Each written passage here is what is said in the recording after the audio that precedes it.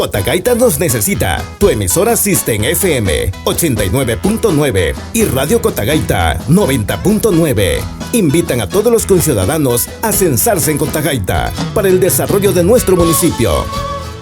Porque amo Cotagaita, me censo en Cotagaita. Y tú también.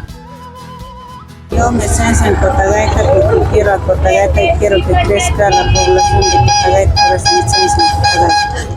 Sí, yo me voy a censar aquí en Cotagaita para que haya progreso en Cotagaita, porque si doy mi censo a otro lado, puede ser percepción popular a otro lado. Por el progreso de Cotagaita, yo me censo en Cotagaita.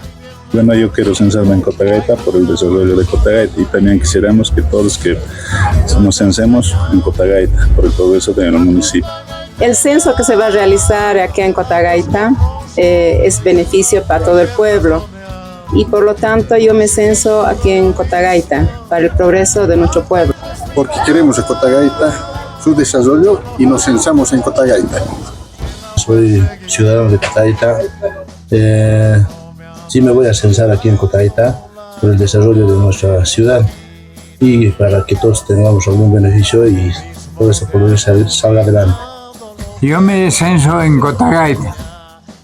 Paisanos cotagaiteños, ustedes que viven en el interior de nuestro país y fuera de Bolivia, esta es la oportunidad para que vengan a este pueblo y se censen.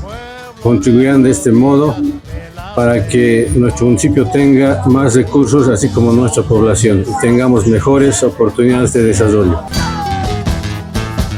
Porque tú cuentas para Cotagaita. Participa en el Censo 2024. Todos con la misma vieja herramienta. Recuperemos nuestra identidad cultural. Capítulo G, casilla 32. Responde Nación Chichas.